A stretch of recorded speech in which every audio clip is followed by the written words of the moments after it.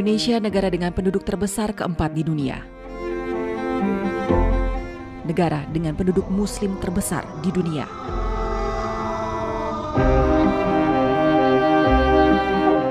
Negara demokrasi terbesar ketiga di dunia. Negara yang memiliki lebih dari 17.000 pulau ini menjadi rumah bagi ribuan kelompok etnis. Meskipun sekitar 83% penduduk Indonesia Muslim, tetapi jumlah pemeluk agama-agama lain juga signifikan.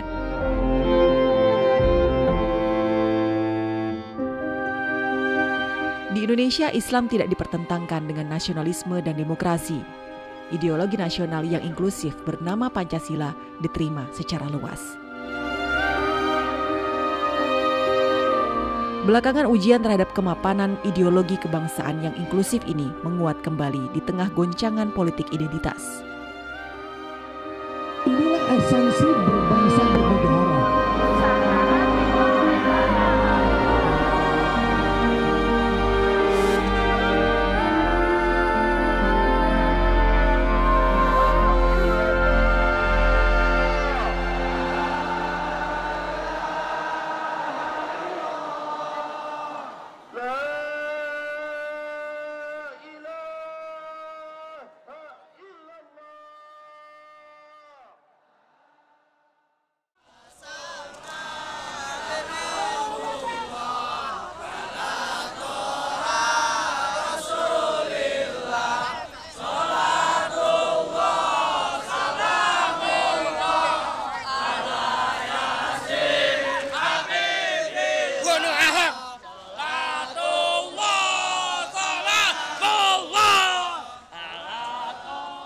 2 Desember 2016, kawasan Monas, Jakarta dipadati ratusan ribu umat Islam. Mereka datang tak hanya dari Jakarta, tapi juga dari berbagai daerah. Teriakan takbir silih berganti dengan hujatan terhadap Gubernur DKI Jakarta Basuki Cahayapurnama alias Ahok.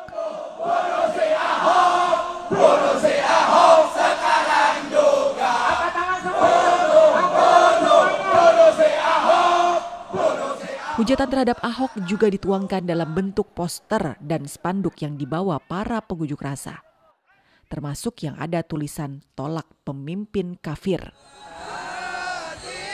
Ahok dituding sudah menyinggung umat Islam dalam pidatonya di Kepulauan Seribu. Massa menuntut Ahok diadili sebagai penista agama Islam. Penggerak aksi adalah Habib Rizik Syihab, pemimpin organisasi Islam Front Pembela Islam. Juga Bahtiar Nasir yang membentuk Gerakan Nasional Pengawal Fatwa MUI.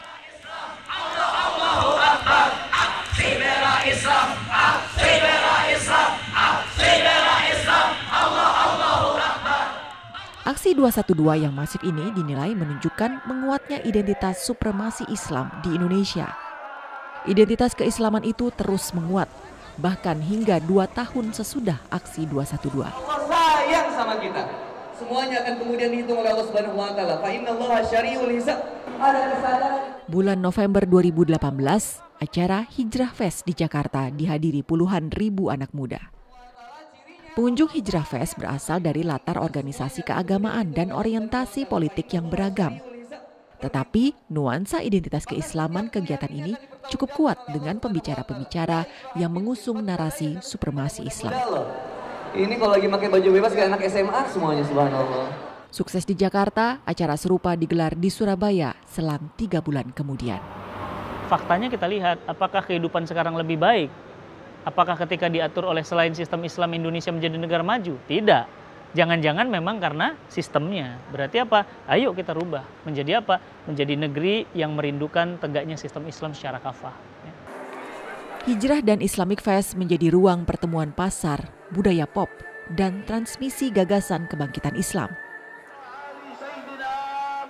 Aksi 212 menumbuhkan kesadaran kebangkitan Islam, tidak hanya di ranah politik, tetapi juga di ranah sosial dan ekonomi yang bersifat eksklusif. Bermunculanlah gerai dan toko yang menonjolkan identitas Islam, seperti Halal Mart, 212 Mart, dan dikotomi antara bisnis muslim atau pribumi melawan bisnis asing atau kafir. Kampanye kebangkitan Islam ini tumbuh dengan memanfaatkan isu ketidakadilan dan kesenjangan ekonomi.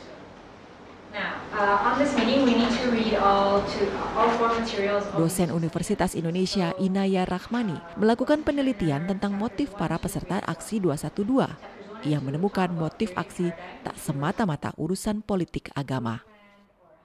Ya, artinya secara alamiah orang kelas menengah itu akan mulai merasa gamang karena kesempatan di masa depan sulit untuk dia kontrol dan peran negara semakin lemah. Perasaan gamang itu keluar dalam narasi-narasi keagamaan. Ketika orang itu merasa cemas, merasa gamang, ada kecenderungan di antara kelas menengah muslim di Indonesia, di dalam kasus ini DKI Jakarta, untuk kembali ke agama untuk mendapatkan sebuah kepastian.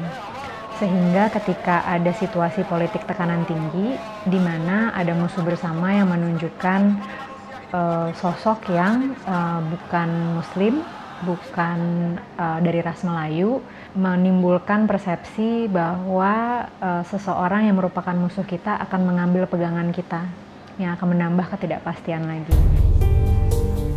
Musuh bersama yang dimaksud Inaya adalah Ahok, Gubernur DKI Jakarta kala itu. Ahok adalah sosok beretnis Tionghoa dan beragama non-muslim. Mana dalam bekerja di bank, ditanya mau jadi dirut bank, enggak, mau jadi kasir aja. Isu penista agama yang disematkan ke Ahok berkembang menjadi kampanye penolakan pemimpin kafir dan bisnis asing. Sebagai dasar argumentasi, mereka menyitir surat Al-Maidah ayat 51.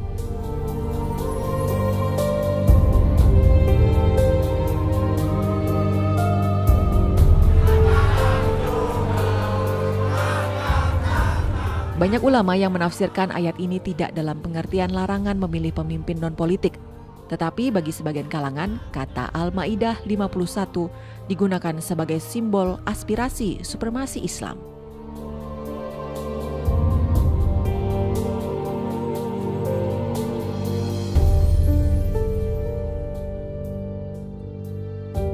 Salah satu tokoh utama pengusung narasi ini adalah Bahtiar Nasir. Dia adalah salah satu tokoh utama penggerak aksi 212 yang tidak berhenti dengan keberhasilan menggulingkan Ahok. Dalam ceramahnya di Masjid Jogokarian, Yogyakarta pada Februari 2019, Bahtiar Nasir menegaskan jasa besar umat Islam Indonesia dalam sejarah Indonesia. Karena itu, sudah selayaknya umat Islam Indonesia mendapat posisi istimewa dalam kepemimpinan politik. Jadi kalau Anda tanya sebetulnya berpolitik di dalam Islam itu untuk apa sih? Kemana arah politik Islam sesungguhnya? Arah politik Islam tentunya untuk merealisasikan janji Allah yang 3 kepada kita semua. Pertama apa? La yastakhlifannahum fil ard. Akan diberikan Islam adalah yang paling besar kontribusinya dalam proses lahirnya Negara Kesatuan Republik Indonesia ini. Sebagaimana kita ketahui, kerajaan-kerajaan Islam bukan cuma menyerahkan aset yang mereka miliki, tetapi ya kekuasaannya bersatu untuk Indonesia melawan invasi, serangan dunia atau kolonialisme Barat pada saat itu. Sampai pada akhirnya tokoh-tokoh Islam pula yang menjadi founding father berdirinya negeri ini. Tidak bisa dipungkiri dan bahkan sejarah tidak pernah bisa dihapus peran besar umat Islam pada pembentukan negeri ini. Para pemodal-pemodal akan takluk di hadapan hartanya umat Islam. Allahu Akbar. Insya Allah jika umat Islam orang Islam dipimpin oleh orang Islam, yang non Muslim, yang kafir dipimpin oleh mereka. Ba'dhum awliya'u ba'd. Ya, dan kita nggak boleh terbolak-balik. La tattakhidul kafirina awliya min dunil mu'minin. Jadi umat Islam harus dipimpin oleh umat Islam. Jika mau jujur Indonesia adalah mayoritas Muslim dan Anda adalah penganut demokrasi, proporsional jika umat Islam yang mayoritas ini dipimpin oleh umat Islam. Bahkan lebih dari itu, ada satuan-satuan terkecil. Umat Islam rela kok kalau pemimpin di Bali itu bukan orang Islam? Ya, karena mayoritas Hindu misalnya. Ya, mestinya tidak ada yang salah jika Aceh kemudian menerapkan perda syariah yang hanya diberlakukan hanya untuk masyarakat Muslim saja. Ustaz Zain, tolong ajak ngomong bahasa Jawa, Ustaz Zain. Ya. Ustadz Zain An-Najah sering satu panggung dengan Bahtiar Nasir. Karena saya mau dengar Ustaz Zaitun berbahasa Jawa, Ustaz Zain. Saya? Apa iki? Iki ora apa-apa. Ustadz Zain adalah akademisi dan dai yang aktif di lembaga yang sama Bahtiar Nasir, MIUMI, Majelis Intelektual dan Ulama Muda Indonesia. Sebuah lembaga yang mewarisi pemikiran tokoh-tokoh politik Islam seperti M. Nasir yang pada masa-masa awal kemerdekaan menuntut agar Indonesia menjadi negara Islam. Jadi di situ saya nggak bicara politik, bicara kekuasaan beda, Pak. Enggak, kali ini saya mendukung. Berarti kita harus menang politik umat Islam ini. Iya, jelas. Allahu Akbar. Allahu Akbar. Dan insya Allah menang.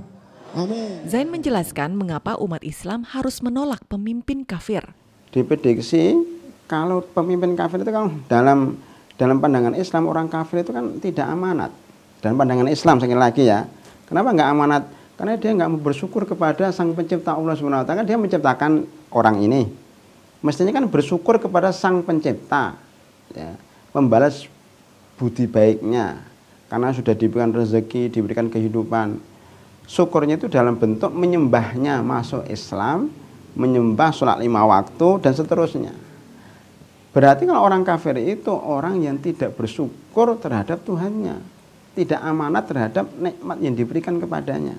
Nah, kalau dia tidak amanat dengan Tuhannya, biasanya juga nggak amanat sama rakyatnya. Kan sederhana banget ya, itu dari pandangan agama Islam.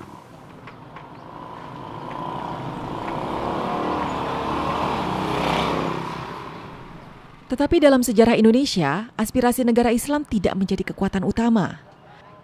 Arus besar organisasi keagamaan Islam menerima bentuk negara saat ini telah sejalan dengan cita-cita politik Islam.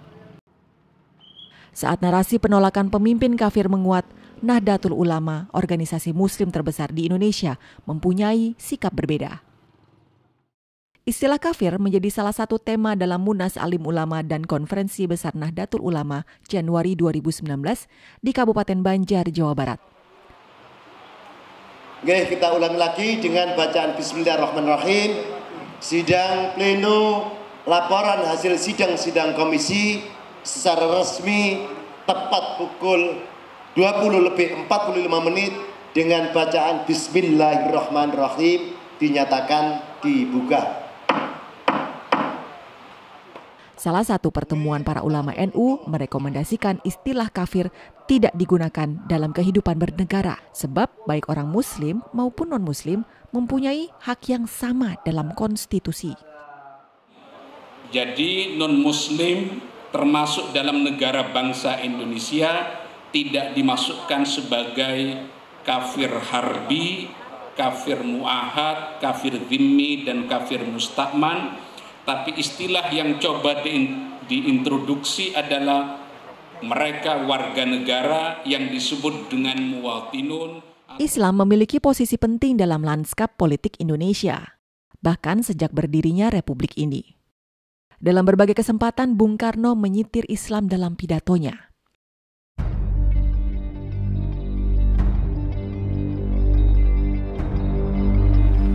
Dan kepercayaan kepada Tuhan yang satu inilah, tauhid inilah yang menjadi api yang berkobar-kobar menyala-nyala di dalam Quran itu. Dan jikalau api ini telah berkobar-kobar dan menyala-nyala pula di dalam dadanya seseorang manusia, manusia yang demikian itu menjadi manusia yang sebagai dikatakan memaafkan.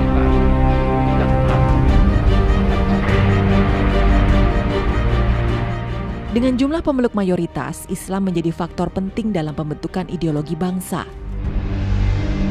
Karena itu, sebagian pendiri bangsa beragama Islam menuntut agar Indonesia menjadi negara Islam. Diskusi keras terjadi pada Panitia Persiapan Kemerdekaan Indonesia (PPKI) jelang proklamasi 17 Agustus 1945. Yang paling kencang adalah debat seputar Piagam Jakarta dalam pembukaan Undang-Undang Dasar 1945, yakni 7 kata. Negara berdasarkan ketuhanan dengan kewajiban menjalankan syariat Islam bagi pemeluk-pemeluknya. Piagam Jakarta dianggap sebagai perwujudan gagasan negara Islam. Meskipun anggota PPKI mayoritas beragama Muslim, mereka menyadari realitas bahwa warga negara non-Muslim juga cukup signifikan. Kiai Wahid Hashim, anggota PPKI dari Nahdlatul Ulama, termasuk yang setuju 7 kata dalam Piagam Jakarta dihapus.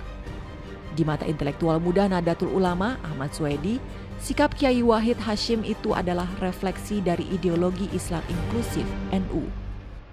Jadi misalnya dalam perdebatan di awal-awal kemerdekaan pasca PPKI, itu memang ada munculnya berbagai ide bentuk negara Islam itu seperti apa. Ada yang mengusulkan kerajaan Islam, raja ya berarti. Ada yang republik, ada yang negara Islam, ada yang negara sekuler. Yang kemudian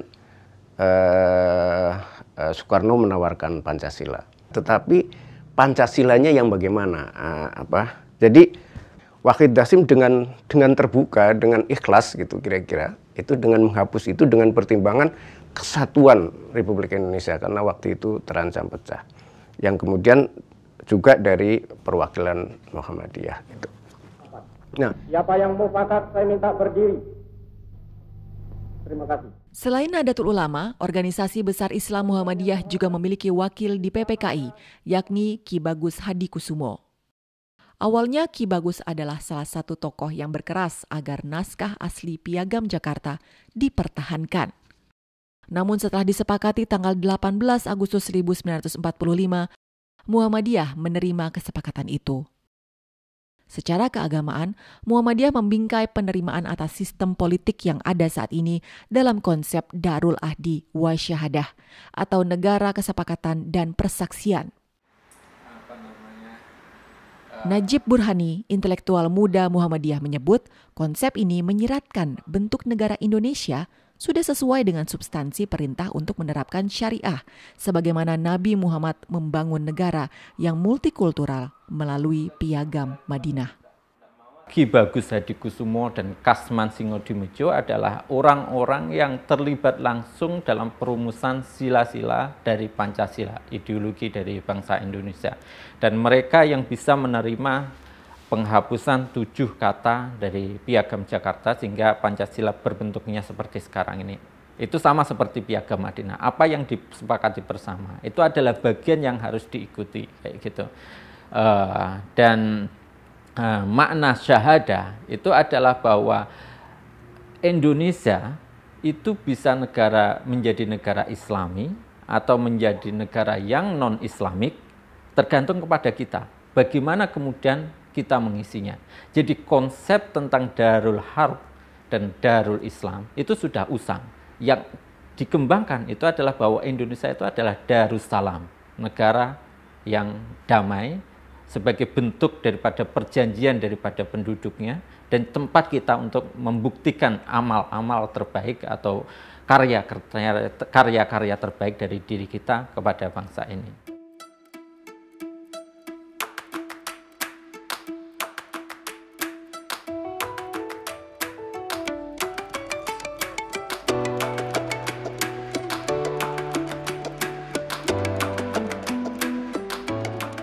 Maumere, kota di Kabupaten Sika, Nusa Tenggara Timur.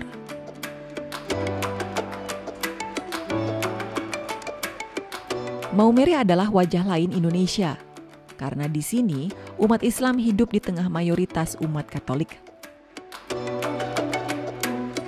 Maumere adalah gambaran bahwa tidak semua wilayah Indonesia mayoritas beragama Islam. Ini menjadi salah satu alasan kenapa gagasan negara Islam dianggap tidak sesuai bagi Indonesia.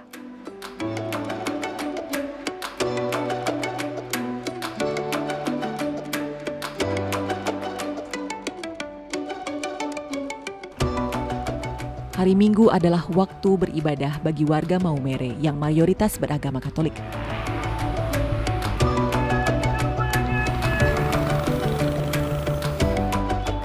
Di antara umat Katolik yang pergi ke gereja, Minggu pagi ini, Abdul Rashid Wahab berkunjung ke gereja untuk bersilaturahmi.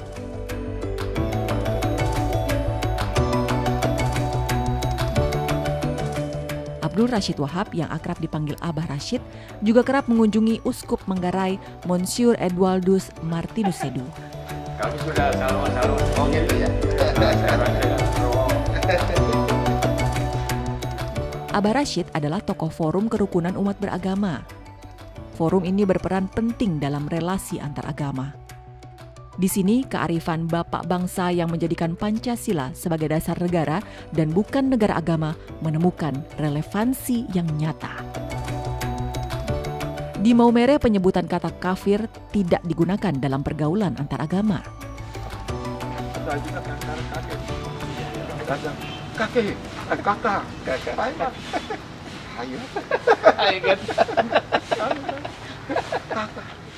Saya waktu itu secara spontan saya tanya sama Romo Pigjen itu sebagai ketua FKUB, Romo, saya dengar orang Sika dulu, artinya orang Katolik yang di Sika ini, menyebut mereka yang di sebelah timur ini Iwan baru Gentiu. Ya, saya tanya sama Romo, Gentiu itu apa? Itu pada bahasa Portugis. Orang yang belum beragama dan juga animisme, itu Romo jelaskan begitu. Itu disebut Gentiu. Nah, Gentiu itu sama dengan kafir. Ya saya hanya bilang, saya tidak mungkin menyebut pater ini Gentiu. Ya. Hanya Indonesia kita bisa melaksanakan amal Ahlus Sunnah wal Jamaah besar-besaran secara aman. Tanggal 22 Oktober ditetapkan sebagai Hari Santri Nasional. Sebagian besar warga Nahdliyin memperingati Hari Santri Nasional. Peringatan ini menjadi momentum penegasan komitmen santri terhadap sistem politik dan penolakan terhadap gagasan pendirian khilafah. Para santri menolak penggunaan lafaz tauhid sebagai simbol kampanye khilafah. Tulisan tauhid memang kerap digunakan dalam bendera Hizbut Tahrir Indonesia, ormas yang mengusung konsep khalifah. Allahu Akbar. Allahu Akbar. Allahu Akbar. Merdeka. Merdeka. Mending NKRI. Mending NKRI isinya Ahlus Sunnah wal Jamaah. Daripada kelihatannya negara Islam isinya menentang Ahlus Sunnah wal Jamaah. Isu khilafah adalah gugatan terhadap sistem demokrasi dan bentuk negara kesatuan Indonesia. Agar ketika bendera ini berkibar, maka semuanya di bawah keagungan La ilaha illallah Muhammadur Rasulullah. La ilaha illallah.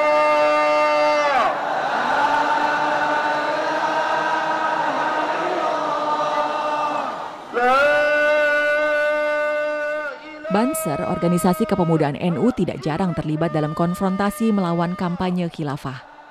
La ilaha illallah, la ilaha illallah, la ilaha illallah, la ilaha illallah, la ilaha illallah. Sikap NU tentang kenegaraan seperti ini tak hanya muncul saat ini, tapi sudah ditegaskan sejak NU didirikan oleh Kiai Wahab Hasbullah dan Kiai Hashim Asy'ari 1926 lalu. Isu soal agama dan nasionalisme kebangsaan tak pernah menjadi persoalan dalam NU. Karena NU sejak awal itu sebenarnya tidak mempermasalahkan Islam dan nasionalisme. Naskah yang saya temukan misalnya 1916 itu adalah Syair Yalal Waton yang dikarang oleh salah satu pendiri Nahdlatul Ulama yaitu Kiai Haji Wahab Hasbullah. Itu adalah penanaman tentang nasionalisme melawan penjajah. Di dalam Yalal Waton yang pada dasarnya diangkat dari sebuah hadis Hubbul Waton Minal Iman, itu tidak ada kata Muslim Islam di situ. Jadi kita bisa mengatakan bahwa apa yang dibayangkan oleh Waton atau bangsa itu adalah bangsa Indonesia, gitu, bangsa yang ada di atas batas Hindia Belanda. Jadi tidak membayangkan bahwa ini ada Islam, ini ada ini.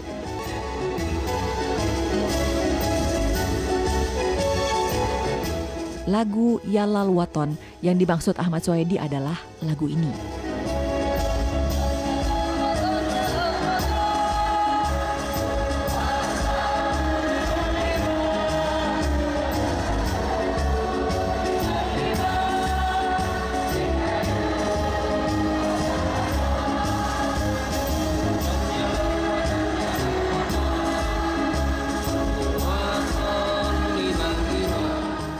Lagu ini belakangan dinyanyikan pada saat Nahdlatul Ulama menggelar acara.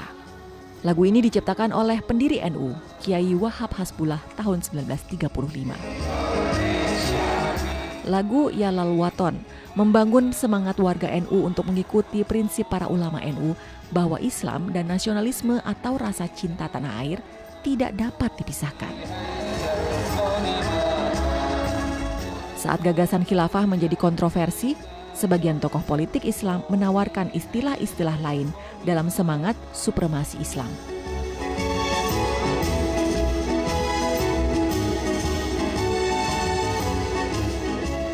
Jangan sampai kita ini, jadi kita itu enggak ekstrem kiri dan ekstrem kanan, maksudnya bikin mimi pertengahan. Ekstrem kanan itu yang hanya Arab semuanya, tidak melihat Indonesia. Yang ekstrem kiri itu Indonesia semuanya, nggak mau lihat Arab, benci sama Arab. Lah kita ini gabungan, kita ini juga merangkul Arab dan merangkul Indonesia. Makanya kita senang dengan nama Masjid Jogo Karyan. Itu miumi banget nih, miumi banget. Nah, mudah-mudahan ini jadi... Ustadz Zain An-Najah bersama Bahtiar Nasir menolak asosiasi politik Islam dengan ide khilafah semata. Di mata Ustadz Zain, isu khilafah muncul karena peran umat Islam saat ini masih lemah. Namun formalisme khilafah tak harus diwujudkan dalam sistem kenegaraan. Sejarah itu membuktikan sistem itu tidak baku. Lah khilafah yang ada itu kan kerajaan.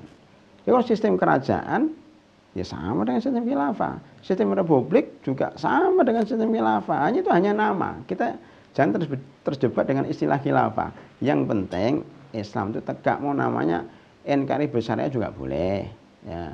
Maunya negara baldatun thayyibatun warabun juga boleh, itu sudah disepakati orang Indonesia. Kalau kita mudah-mudahan Indonesia menjadi negara baldatun thayyibatun warabun ghafur, amin, semuanya mengamini. Itu sama sistemnya dengan khilafah sebenarnya. Jadi kita jangan terjebak dengan istilah. Nah, orang-orang sekarang ribut karena istilah kan. Saya kira itu aja.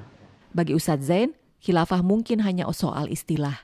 Namun cita-cita supremasi Islam tak redup dalam konteks negara demokrasi seperti saat ini. Jadi dalam sistem demokrasi ini permasalahannya, demokrasi yang diterapkan di Indonesia demokrasi yang mahal banget. Setiap calon pemimpin harus punya dana sekian miliar, sekian triliun. Ya. Dari mana dananya? Calon itu nggak punya uang, dananya dari orang-orang yang kaya ini. Kita tahu sendiri, kalau orang itu terjerat dengan dana, artinya dia didukung dengan dana dari seseorang, otomatis dia tersandera. Jadi ketika memimpin pasti ada namanya politik balas budi. Jadi kayak ada lingkaran setan. Karena saya bayangkan yang memimpin di Indonesia itu akhirnya adalah bukan pemimpin itu, tapi yang memimpin adalah orang yang memberikan dana. Dan itu sudah kelihatan. Nah sekarang ada ide atau ada usulan supaya nanti yang memberikan dana itu umat Islam. Bisa kok umat Islam itu iuran 1 juta kalikan berapa penduduk, itu udah miliaran triliunan kan. Itu kalau bisa mengusung satu pemimpin yang didanai oleh umat Islam, selesai. Jadi dia tidak berhutang budi kepada salah satu konglomerat, tapi berhutang budi kepada umat Islam, kepada rakyat. Formalisme politik dari ide supremasi Islam itu terasa dalam kontestasi pemilu 2019.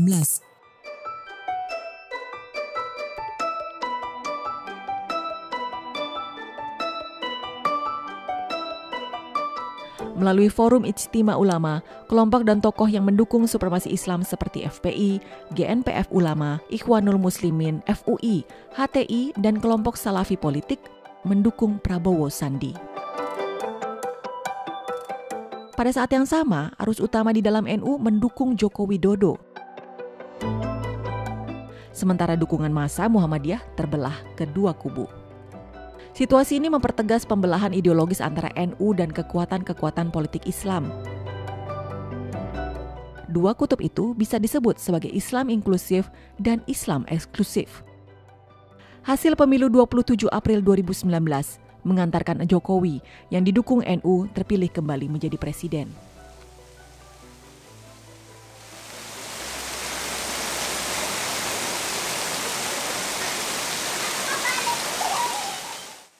Namanya Ahmad Muwafiq, tapi dia lebih dikenal dengan sebutan Gus Muwafiq.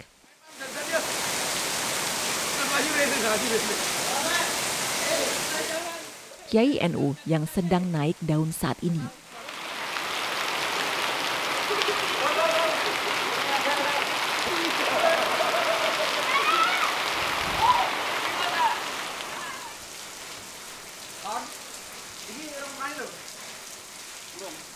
Aku malah nggo sing iki. Oh, padahal palsu. Nggih, nggih. Ya Allah, merek Penti di sini oh. Di sini gitu.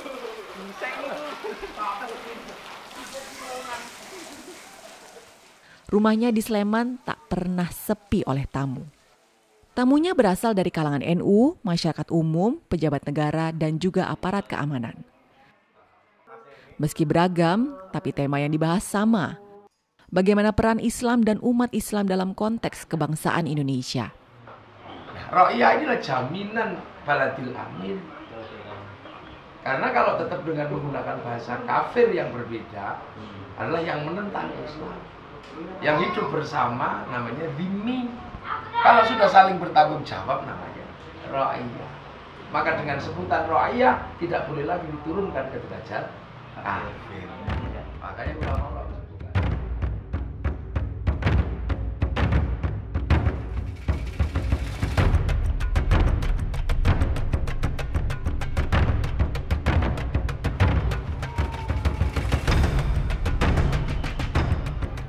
Gus Muwafiq berkeliling Indonesia, menebar pesan tentang karakter Islam dan Indonesia yang tidak cocok untuk ideologi negara Islam yang ekstrim ala khilafah. Dan yang berkhianat pada khilafah siapa? Saudi. Nah, masuk ke sini bercerita tentang khilafah. Padahal Islam di sini tidak terhubung dengan khilafah. Dengan Turki nggak terhubung. Buktinya apa? Bangsa ini diserang sama Portugis, nggak ada yang bela. Makanya para raja itu gelarnya Senopati Engaloko. Gak ada yang bela. 1515 Malaka diserang sama Portugis. Apa Khalifah turun ke sini? Enggak juga. Dihajar sama Belanda, enggak turun ke sini. Sampai bangsa sini menghasilkan trial and error. Ya kan? Berlatih bagaimana membangun. Hasilnya yang di sana satu bangsa menjadi beberapa negara. Nah kita malah yang puluhan bangsa jadi satu negara. Itu jadi makanya kalau sekarang mereka berbicara tentang khilafah, pantas. Karena mereka dulu dilindungi oleh khilafah. Jadi begitu mereka remuk 5 tahun lah, 10 tahun, membayangkan lagi tentang khilafah. Lah kita, ya kita nggak bayangin itulah, kita udah lewati itu. Kiai Muwafiq adalah contoh konsolidasi basis-basis Islam moderat dalam merespon menguatnya gagasan supremasi Islam. Jadi dulu itu ada bahasa yang paling bagus itu dari Mbah Hamid Kajoran, itu bahasanya bagus. Pancasila itu milik kita, milik umat Islam, dipinjam oleh negara, terus dikembalikan lagi kepada umat Islam waktu itu. Kenapa ya? Ketuhanan yang Maha Esa itu apa? Bukan qul huwallahu ahad. Kan itu. Kemanusiaan itu apa? Bukan keislaman. Persatuan, permusyawaratan. Apalagi yang keempat itu bahasanya aja bahasa Arab. Kerakyatan, ra'iyah. Yang dimiliki hikmah, bahasa Arab. Permusyawaratan, bahasa Arab. Perwakilan, al-wakil, bahasa Arab. Loh, Islam semua. Keadilan, al-adlu, bahasa Arab.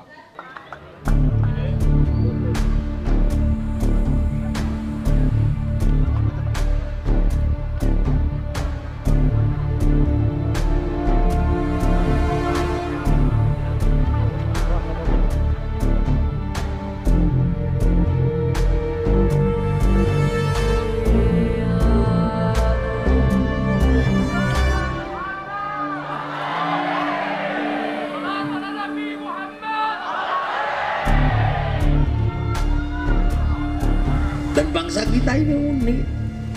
Uniknya apa? Uniknya kita ini menjadi bangsa yang punya kemustahilan. Apa kemustahilannya? Mampu membentuk satu negara di atas puluhan bangsa. Eropa satu bangsa dipikul puluhan negara, Arab satu bangsa dipikul puluhan negara, kita ini puluhan bangsa jadi satu negara kesatuan Republik Indonesia. Di kalangan NU, konsolidasi ini mengangkat kembali komitmen terhadap Pancasila yang pernah ditegaskan dalam Munas NU tahun 1983 di Situbondo.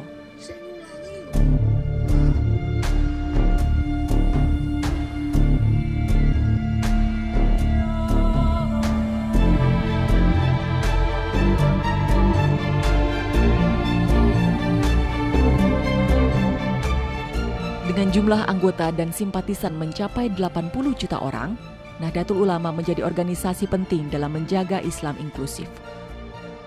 Komitmen terhadap Pancasila juga ditegaskan kembali oleh ormas Islam terbesar kedua, Muhammadiyah dalam Tanwir di Bengkulu, Februari 2019 lalu. Muhammadiyah adalah ormas Islam terbesar kedua di Indonesia setelah Nahdlatul Ulama. Jumlah anggota dan simpatisannya mencapai 57 juta orang.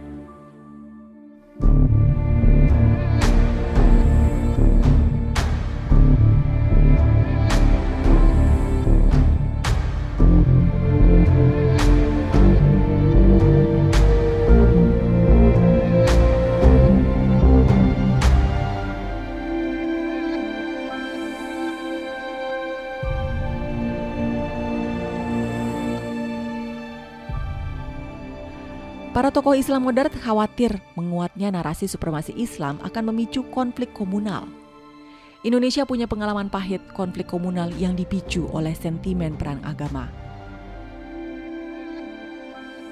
Di antaranya terjadi di kota Maumere. Tahun 1995 dan 2002, kota Maumere diguncang kerusuhan antar umat beragama Islam dan Katolik. Abah Rashid berusaha keras meredam konflik itu. Kalau saya di minoritas, saya juga memahami keminoritasan saya. Jadi tidak menuntut yang berlebih-lebih ya. Sampai kalau demo segala macam. Kita diskusi pelan-pelan dengan uskup, dengan siapa saja. Jadi untuk yang paling penting memahami potensi, lalu bisa berbagi. Satu, Allah Tuhanku. Dua, Muhammad Nabiku. Tiga, Al-Quran kitabku. 1, 2, 3, Islam agamaku.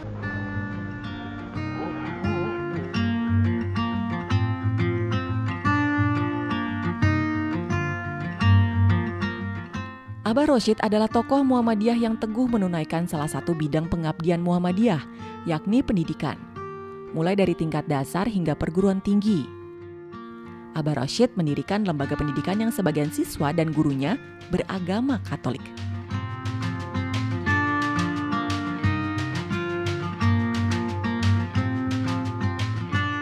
Pesan tentang Islam yang inklusif ditebarkan Abah Rashid ditangkap generasi muda Maumere. Tanpa membedakan perbedaan akidah dan penampilan, mereka akrab berdiskusi.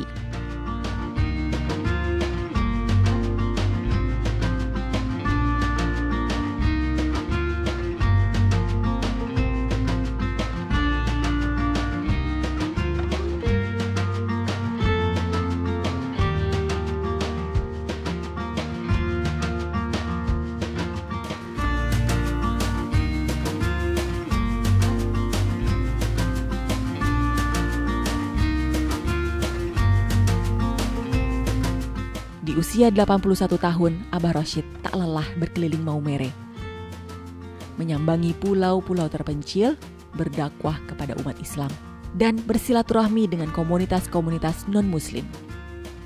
Memang kita bersilaturahmi, sila, sudah hubungannya erat, rahmi, kasih sayang, untuk merajut temali hati sesama kita, untuk mewujudkan ukhuwah, persaudaraan. Jadi proses untuk suatu silaturahmi yang sempurna Ya tidak hanya sampai ta'aruf saja. Ya kan mesti dari mana, siapa, bagaimana, itu kan mesti perkenalan. Abah juga ada telepon tapi belum bisa di Maumere. Di saat sentimen politik identitas mengemuka, upaya potensi konflik komunal tidak hanya bergantung pada narasi-narasi besar di tingkat nasional, tetapi juga peran tokoh-tokoh lokal dalam mempertahankan semangat toleransi. Di Maumere, Abah Rashid mengambil peran ini. Ia menjadi pelopor dalam menciptakan ruang-ruang perjumpaan lintas agama melalui lembaga pendidikan dan kemanusiaan Islam yang inklusif terhadap warga non-Muslim. Sosok seperti Abah Rashid dan umat Islam minoritas di Maumere adalah satu wajah Islam di Indonesia. Sementara ide supremasi Islam juga tidak surut.